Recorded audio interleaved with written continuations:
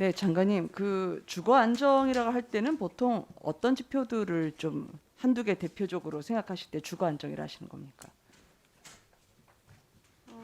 주거 안정은 이제 그러니까 소유하고 있는 경우하고 임대하고 있는 경우하고 경우가 좀 나눌 수 있을 것 같습니다. 뭐가 많은 게 주거 안정인가요? 일단 뭐 과도한 부담 없이 그 오랫동안 거주할 수 있는 것이 가장 좋지 않을까요? 아, 그럼 뭐 주택 가격이나 1인당 주거 면적은 장관님이 생각하시는 다 주거 복지에는 포함됩니다. 예, 예. 그러니까 주택 대표적인 가격 두 개를 어떤 거 생각하시는지 지표를 한두 개 뽑아 주신다면 어떤 게 있습니까? 뭐 저희들이 뭐 대표적으로 하나 둘 이렇게 얘기 드릴 수는 없고요. 일단 그 과도한 상승이 없어야 될 것 같고요. 그다음에 개인의 주거 면적은 넓어지는 게 낫겠죠. 최소 주거 기준에 네. 미달한 사람들이 줄어드는 것이 좋겠죠. 그러니까 오늘 제가 회의하면서 계속 느꼈던 건 장관님께서 생각하시는 주거 안정은 우리가 살고 싶은 곳에 살고 또 우리 가족들이 좀 발 뻗고 살고 언제 나가라 통보받지 않고 우리 아이를 좀 더 잘 키우고 싶은 그런 곳에서 살고 싶다는 거하고 좀 거리가 있다는 생각이 듭니다. 거리 다르면 말씀을 없습니다. 예. 네, 주셔도 될 것 같고요. 근데 무조건 4년을 살아야 주거 안정이라 하면 정부의 기조가 결국 형체도 없는 투기 세력을 응징하는 그런 분노로 일관을 하게 된다고 생각을 합니다. 장관님, 그 제가 청년분들이 저희가 꼭 집을 사고 싶다고 저희 의원실에 연락을 해오셔서 뭐가 제일 고민이냐고 물어봤더니 이분들 중에서는 투기 지역 과열지구나 조정 대상 지역에 집을 마련하시는 분들이 있는데 생애 첫 주택 마련이죠. 근데 자금 조달 계획서를 내라고 하는데 이게 저희한테 주신 서류가 있는데요. 이게 보통 제가 여기도 다 할 수도 없는데 한 이 정도 두께의 2배 이상이 돼요. 그러니까 투기 과열지구에 들어갔다는 죄로 예금 잔액 증명서, 증여, 상속세 신고서, 근로소득 원천지수 영수증까지 매입 자금을 어떻게 조달했는지 재산 내역을 낱낱이 공개하라고 하니까 이게 9억 이상이 아니죠. 이젠 거래값에 내역값에 관계가 없으니까요. 이분들이 저희한테 얘기하는 게 이게 자신의 집을 사는데 마치 경찰서 가서 조서를 쓰는 느낌이라는 겁니다. 그러니까 내 집 마련하는 꿈을 꾸는 게 왜 죄인 취급을 받는 건지 사실상 부동산 매매 허가제가 됐다. 이분들이 느끼는 그 압박감을 하나 더 말씀을 드릴게요. 특정 지역 아파트를 살려면 관할구청 허가를 받는데 잘 아셨을 겁니다. 관할구청에서 애가 2명이 있다고 하니까 30평이면 충분한데 왜 40평으로 가려고 하냐면서 태연히 과거에 군사정부에 있을 법한 일을 시행령 하나로 밀어붙이고 있죠.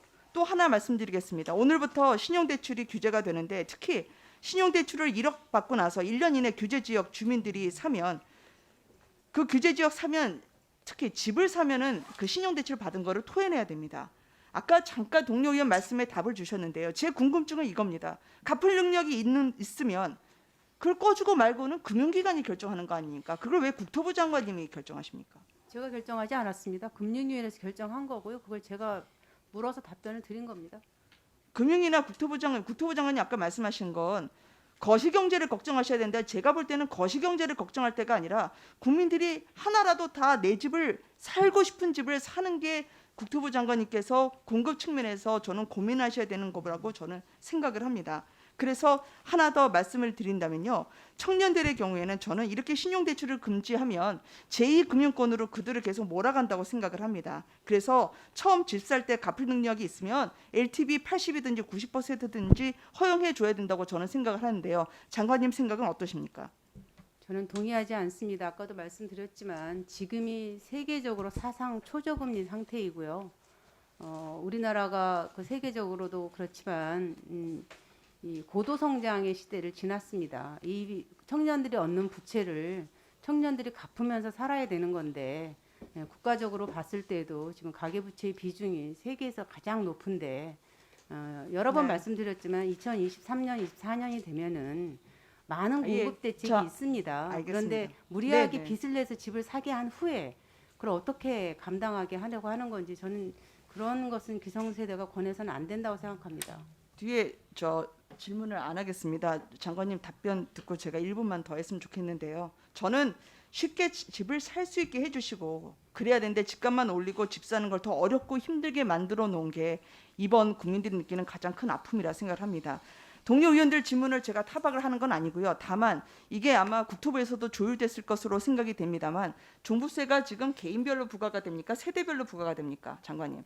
인별 부과 시스템입니다.